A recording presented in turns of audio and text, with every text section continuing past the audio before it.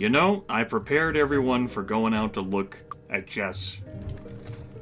And I recorded a video where I went out and looked around the chest, and you know what it was? A waste of my damn time.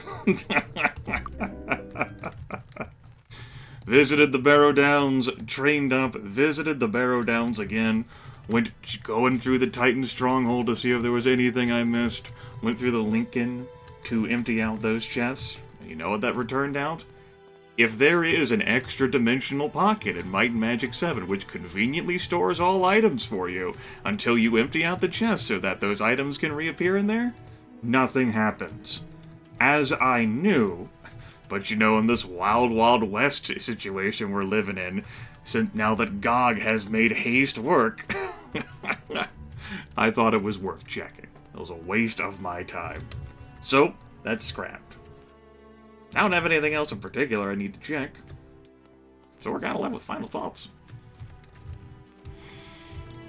For this playthrough, which has been very entertaining, I have enjoyed it thoroughly. It has been a number of years since I played Might and Magic 7. Early 2009 at latest. And I have wanted to share this with the channel since early 2011. Finally, I found not just the time, but the ability to do so in a way that was comfortable with me. Sure, there were some quirks in setting up the window wrapper and starting the whole recording session. But hey, you know, every now and then, like whenever I watch the videos, I'll see like a ghost mouse flicker, and I'm sure you folks may have caught that too. But very minor for what I have been able to achieve. Very pleasant indeed. This game, I enjoy the character creation aspect of it. I enjoy the differing classes, which allow for different playstyles and different challenges. You can certainly set up a lot of different conducts.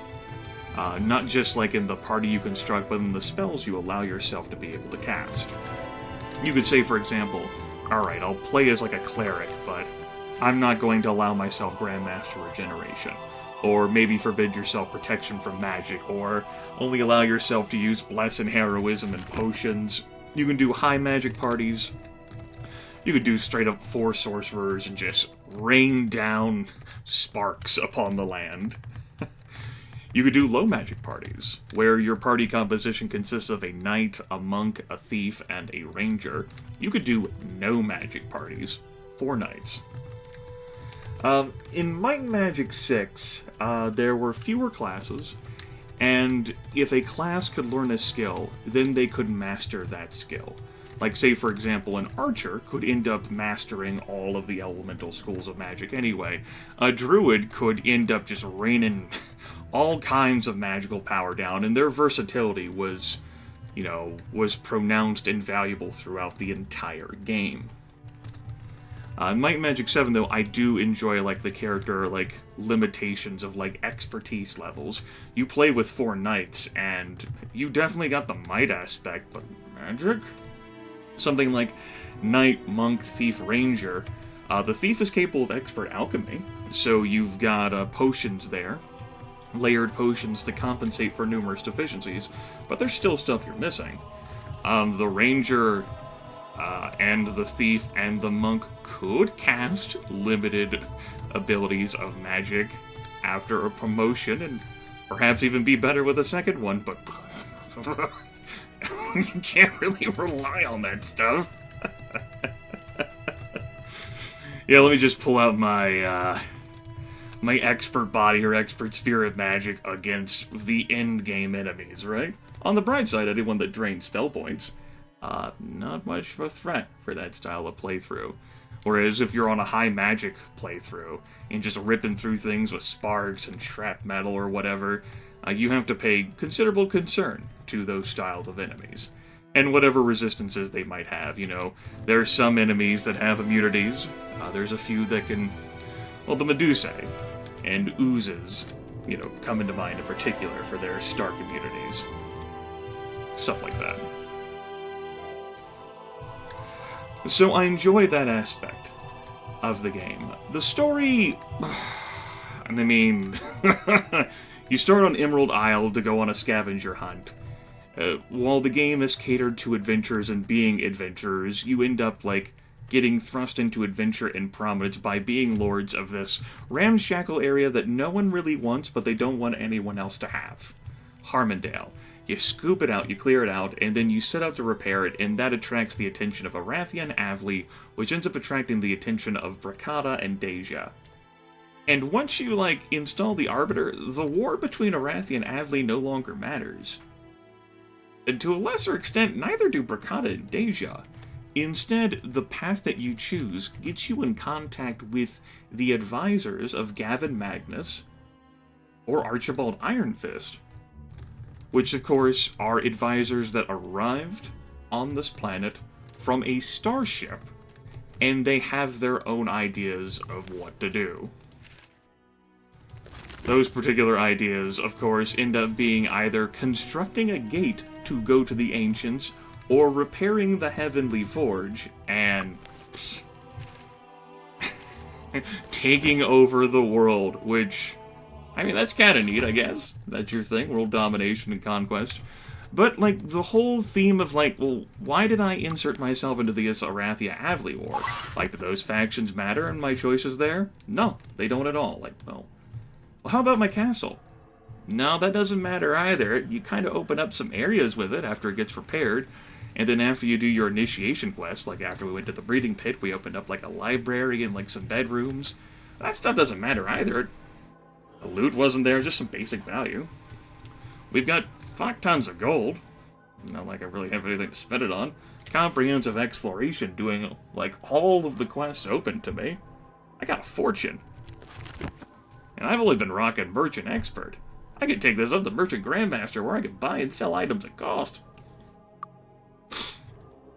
But, I mean, that could be a common thing in video games, where it's like, I have no idea how to spend this money. Like, what do I spend it on? I like the mechanic of skills being so important for the game. Skills and promotions. It doesn't matter what level you are, except for hit points, spell points, and leveling up gives you skill points for free. You know, you could be a high level and just end up being a weaker character because you spent skill points in other areas. But you know, if you junked characters, if you've assigned the points in rubbish places, that's okay. Because there's plenty of ways for you to get skill points. Genie lamps, horseshoes. Ow. You can go to the well in the Land of the Giants. You can wait for areas to respawn. And just get more skill points that way. You lose out on score. You know, experience and gold pieces. You can get more of that too. All you gotta do is just wait, explore around, and take time, and eventually these areas repopulate. And you get more stuff. That's pretty cool. You know, worst case, you can just go do the arena. You can even do, like, the easiest challenges. You get a little bit of gold. You don't get, like, loot stuff, but you get experience points too. And it's pretty fun. In Death, like a TPK, which we didn't have, other than I did for, like, demonstration purposes, is not like a game over. It's a setback. You lose your money that's not in the bank. You lose your followers. That can be pretty frustrating, but it's not a failure. You can keep moving on with the game without having to load it, which I really appreciate.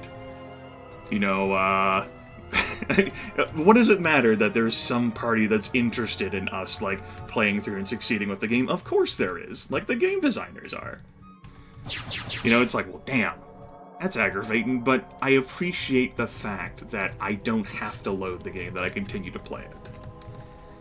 The story, overall, just ends up being kind of like, it's not bad. I don't consider the story of Might and Magic 7 to be particularly great, though. I think that there's fun elements into it, but I think the shift between the first part of it, pre-decision, and then after-decision, is jarring. Ultimately, it culminates back to, like, nothing on this world matters, except for the advisors, and them being off this world, and the goal they're looking to achieve. In the case of the evil ending, it's rebuild the Heavenly Forge, which takes over the world, which I actually think is the better ending, because that's a developmental situation. That's like, oh shit, what happens to this world now? This is a big deal. Not the least because the Lords of Harmondale are immensely powerful, and they're on the side of Castor, right? In the light ending, which we'll explore in a second playthrough, and I know some of my viewers are already familiar with it. Kakaskia, for example, has never gone down the dark path, only been a light player. You're effectively written out of the world. You rebuild the gate, you go through the gate. I won't say what happens once you go through the gate, but you don't come back. Just poof, just writes you out. So whatever influence you might have on this world, you know, in Armageddon's Blade, you know, the rest of Heroes 3, because there's a second expansion which name currently escapes me. You know, all that stuff just gone. Which is why it was easier to transition to, like, oh yeah, it's the Kriegans, blah blah blah blah blah. But like, wait a second. Like, we have 4 adventurers on this continent that are experienced with fighting Kriegans, and if you go back to Enroth, there's another 4 from Might and Magic 6. What the hell? Nope, Kriegans fell. Everyone's doomed. Like, son of a bitch. I've made numerous notes throughout this series that I can't look at Might and Magic 7 without also looking at Might and Magic 6. I don't intend to do a run through that on the channel, because I don't feel as strongly about the game as I do Might and Magic 7. But they're, like, considering that it's built off the same engine, there's such a short period of time between the releases, it's fair to make comparisons. Might and Magic 6 harkens back to, like, it has strong connections to the older Might and Magic games, and like dungeon crawlers. You have more dungeons, you have a lot more enemies to fight in the game, and dungeons are a bit more oblique, they're obtuse. Like, it's not immediately obvious in dungeons, like, what to interact with, there's more puzzles, which I'm not scared by. You know, I've played Daggerfall, I've survived Daggerfall. Like, obtuse dungeon design with no clue on what to do or where to go, I can do that. But Might and Magic 6 definitely has, like, a lot of, like, little, like, side, like, dungeons, and just crammed full of enemies, and just, like, this off-the-beaten-path stuff where you could easily ignore it. It has, like, lore that's intertwined with the world of Enroth and Heroes of Might and Magic 2. It's neat. I do think the story of the game is better in Might and Magic 6 as opposed to 7. The primary strength I think Might and Magic 7 has is improved game mechanics. But if you're not that much of a fan of the 9 classes, and the various limitations on skills,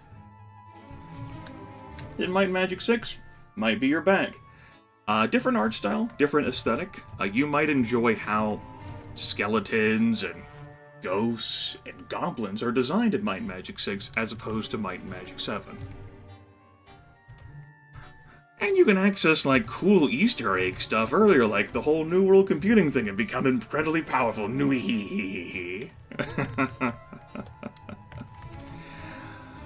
If there are, like, locks behind, like, learning skills and, like, getting them to, like, master level, it ends up being, like, you have to get double promoted. You have to prove, like, your trust or worthiness to someone before they'll teach you the best stuff forever and ever. And there isn't, like, the same progression of, like, 4, 7, 10 for Expert Master, Grandmaster. You know, sometimes it could be 8 for Master, and then sometimes it could be, like, 12 for Master. It depends on the skill in question. Right. So, there's my thoughts on that. Overall, I do enjoy the Might and Magic 7 storyline, but that is also coming from someone who has played Heroes of Might and Magic 2, Might and Magic 6, and Heroes of Might and Magic 3. Although I do like 2 more than 3, and that's probably what colors, like, why I think Might and Magic 6's story is better. It was the first of the Might and Magic games that I played. Just, I think the gameplay is stronger. Well, these classes. Monk, Archer, Cleric, and Druid. I wanted to, when I was designing, like, the party in mind, and I knew that I was going to do 2 playthroughs, which would encompass 8 classes, I had to decide, like, what, like, classes I wanted to show off in each playthrough, because I also knew that I'd be walking both paths as well, the dark path and the light path, to show off the various quests. Default party recommended to you is Knight, Thief, Cleric, Sorcerer. And, I was evaluating, like, based on, like, what spells are open, based on what I wanted to cover in each playthrough, what group I wanted to choose, and I ended up with Monk, Archer, Cleric, Druid. Cleric, easily the strongest class in this group, and as far as I'm concerned, the strongest class in the entire game. I do believe I demonstrated the incredible power of both body magic and spirit magic throughout this. Mind magic, I mean, maybe you could find a use for Mass Fear, or Charm, Berserk, Enslave. Why not just focus on killing this stuff yourself, and getting the experience from it, instead of having monsters do your bidding? That could be fun in some games, just doesn't seem enjoyable in this. There are a number of enemies who are immune to my magic. There also just seem to be enemies where the spell doesn't work on them, and you don't really get any feedback as to why the hell that is the case. Case in point, when I went into that haunted house in Tatalia to try and show off, Control Undead. By the way, which works for 10 minutes per point of skill in mind magic. What a mindfuck, right? They also get access to either the light path or the dark path, and dark magic, I mean, incredibly delicious. Dragon Breath can nuke things. Armageddon is a nuke. Shrapmetal, the eviscerator of everything forever. Vic turned from support character, where, like, damage output was not as important as bolstering the party's damage output, to being the highest damage output character in the party, purely through shrapmetal. The Druid enjoys early game versatility.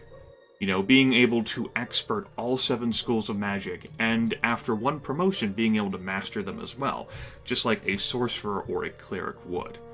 But, in Might and Magic 7, the Druid falls off a cliff after that first promotion. It's like, okay, what does the Druid get with promotion 2? Meditation Grandmaster, Alchemy Grandmaster. Right. Like, black potions, as I've demonstrated, are easy to find and purchase. So, forget them. Meditation Grandmaster for some extra spell points? I mean, okay. If you don't want to wait to refuel those, or have resources to refill those, or go back somewhere to get, like, a heal at a temple, yeah. But I'd rather have the Sorcerer's output in being able to Grandmaster Fire, Air, Water, and Earth.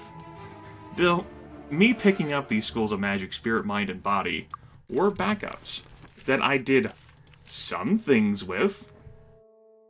You know, I threw down a heal with her every now and then. I believe I used Cure Paralysis a few times. Turn Undead, I may have cast once or twice.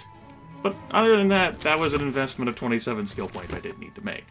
Now, if I didn't have a cleric in the group, sure, I'd see more use out of that.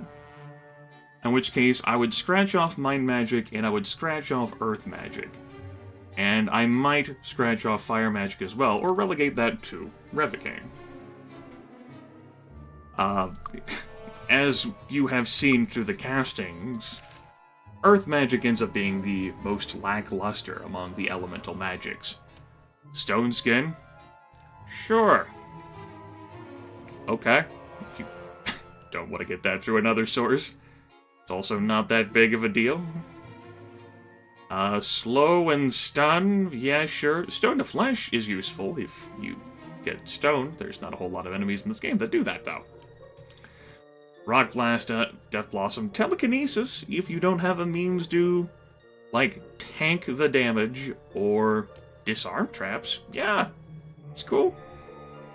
Is it worth the 27 skill point investment as my game crashes? perhaps not. That is not the first time the game has crashed while I was fiddling around with the spellbook. I do believe the crash that occurred while I was playing Titan in Titan Stronghold also occurred through there. Also, this damn interface, man. It's the dark path and all, but red italicized text on a black background. You know, one of the things about engaging in that second playthrough is that I can go back to how the game looks whenever you haven't selected a path. And I think the good borders in UI is easier to read, more convenient on the eyes. Such is life, right? It's a shame that you can't, like, flip the switch and, like, turn back. Whatever. So yes, the Druid has early game versatility, and, I mean, you can even equip a shield and put a mace on a Druid, which you can't on a Sorcerer. They can't equip shields. So they have better survivability, too. They're a blend of, like, a Cleric and a Sorcerer, but they just drop off when it comes to late-game power. They can't pick up light or dark magic. They can't Grandmaster these things, so their second promotion is... If you go the Dark Path, you get access to a Baby Dragon, which provides +3 to all their spell skills, and recovers spell points for them over time. Whoop-de-fucking-do. Just not gonna mean a whole lot in the grand scheme of things. Druid is definitely a class I consider weak, but it does have strength starting off, and, you know, your Druid can end up being your most prominent spellcaster. Archer, hybrid between Knight and a Sorcerer, can end up being your primary elemental caster if you don't have a Sorcerer in the party or a Druid. Can also pick up basic light or dark magic for what that's worth, getting access to dark magic spells. The basic variants. The primary strength ends up being that Revocane, like an Archer, can actually tank a bit as well if you want them to. Grandmastering Chain makes for a pretty tanky sort of character. They can absorb blows. I'm not going to be doing too much with Arms Master Expert or Bodybuilding Expert. Perception Grand helps you spot secret items if you don't know where they're located during a playthrough. Where they really shine, though, ends up being later on in the game. Like, they'll drop off in terms of, like, power increase, but if you keep going and playing the game and continuing to play it, eventually you can get a bow recovery time of 0. And just spew arrows left and right, just out of every orifice. Arrows! It's sweet and delicious, because skill reduces recovery time. -27 there. If I had like a swift bow, that'd be another -20. You know, I could put speed up at 400, I'd say. Yeah, I could put speed up around 400. I'm pretty sure that's another -20 to recovery time. Good stuff. We haste, that's -25 recovery time. It takes a lot of work, but if you want to play that damn far into the game, Archers are where it's at for damage per second, because their skill also scales up damage with bows.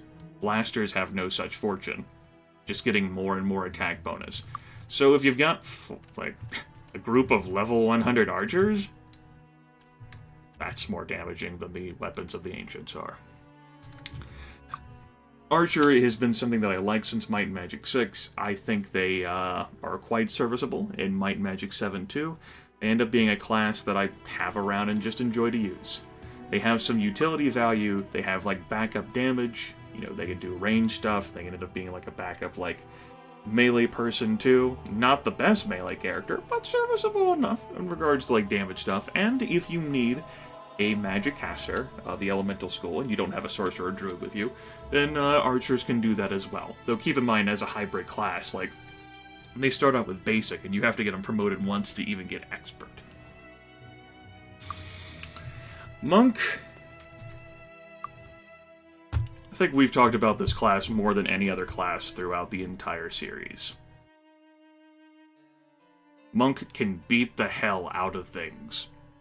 And that happens throughout the entire series. Flailfist has beaten the hell out of things. There are some limitations to it. A knight ends up being better at ass beating as opposed to a monk, but a monk can do it without equipment. as has been demonstrated, whenever you take off all of Flailfist's equipment, he's still left with, like, his unarmed and his dodging. And he's not too terrible. Like, when you have a monk, you can just do stuff without equipment. But here's the thing, when you're playing a game like this, you're going to have equipment raining from the sky. And you're going to want to have equipment because it can be enchanted with all sorts of goodies and bonuses that you'll want to use. Because there are no cursed items in this game. There are relics that have drawbacks, but every item can be a pure benefit for you to have equipped. Why not have items equipped?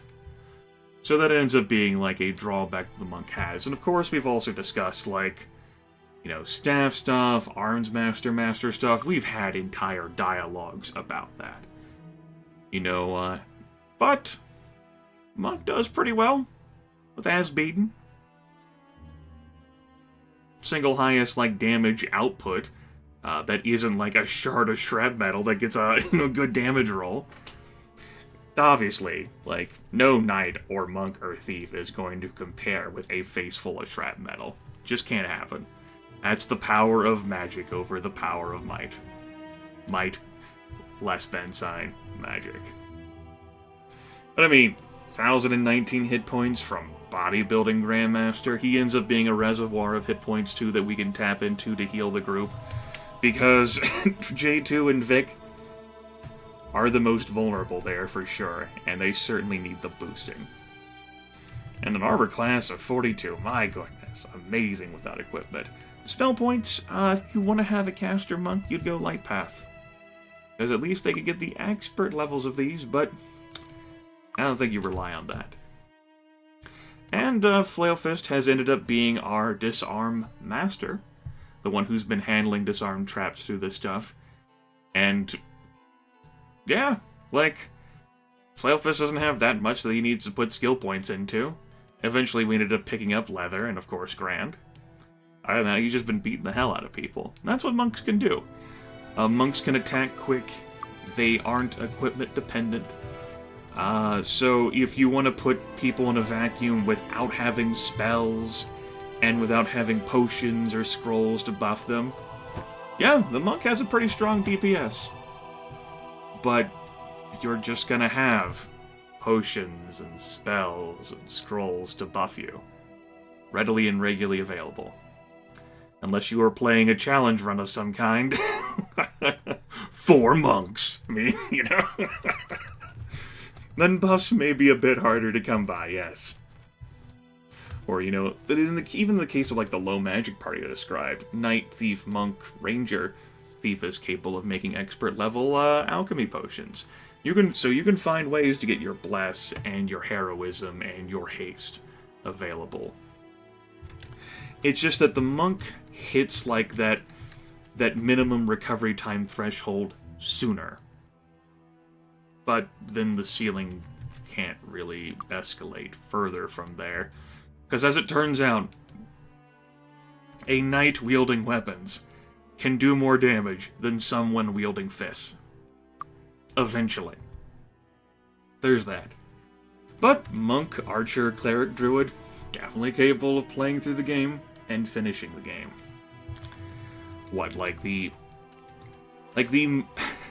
We didn't really have many dangerous situations where we came close to a TPK. We certainly had our moments where, got severely wounded, someone went low health, J2 went unconscious, J2 dies.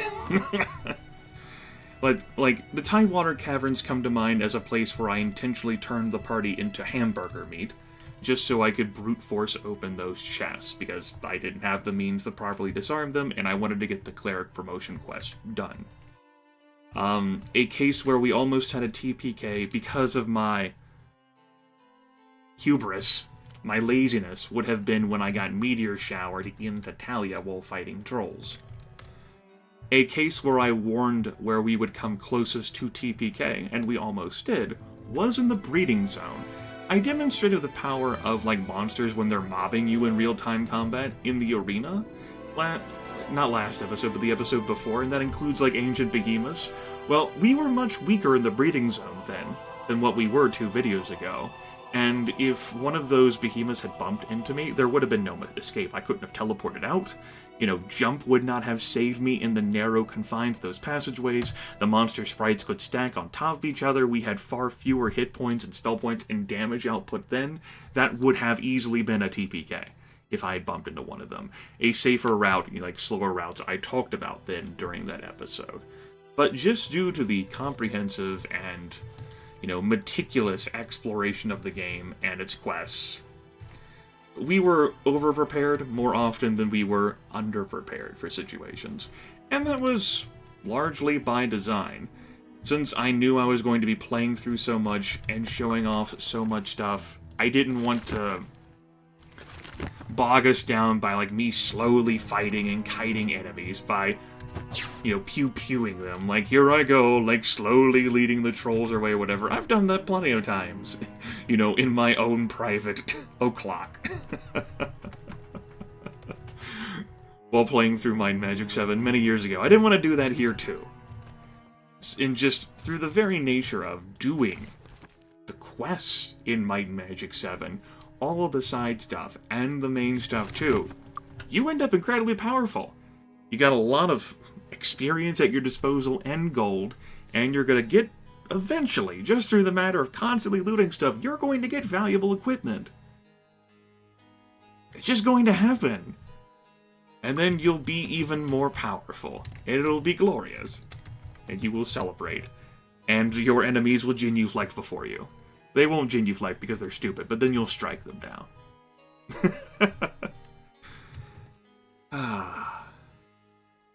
Good fun. Allows for replayability, different playstyles, challenge runs that you can use to hamstring yourself, different paths to power. Limited only by your imagination and your playstyle. You may not enjoy going up into melee and mixing it up. You might enjoy a more methodical approach to the game. Nothing wrong with that. No shame in that. By the way, there's that back entrance there. Don't think I showed that off of this series. How about that?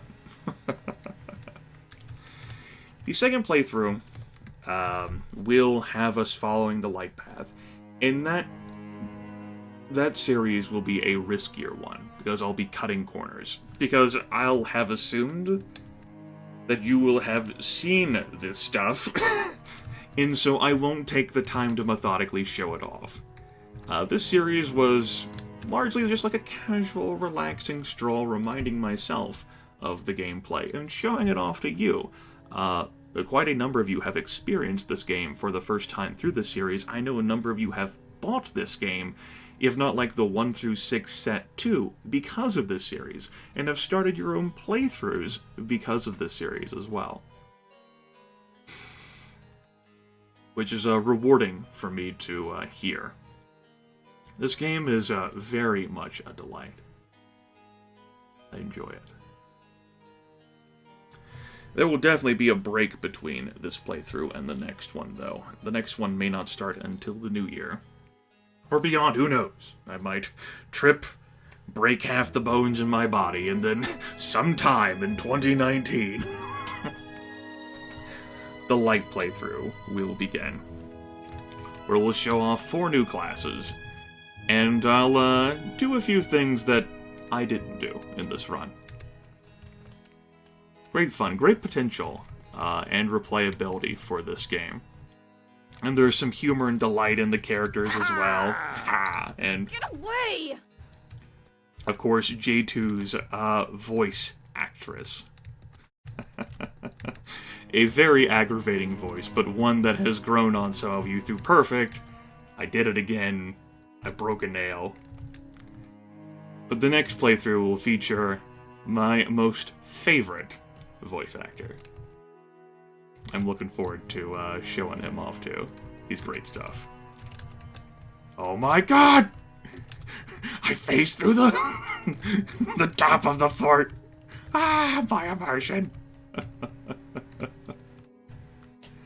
That takes care of Might and Magic 7 for Blood and Honor. This first relaxing, casual stroll where we may have doomed the world by repairing the Heavenly Forge. But at least we have a bunch of Oscillation Overthrusters that I've stored in Castle Harmondale. We get access to more of them in Books of Divine Intervention.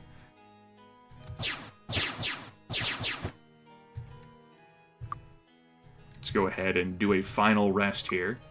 We can show off the stats of Flailfist, Revocane, Vic, and J2 as they were when they won the game at level 61, without their equipment.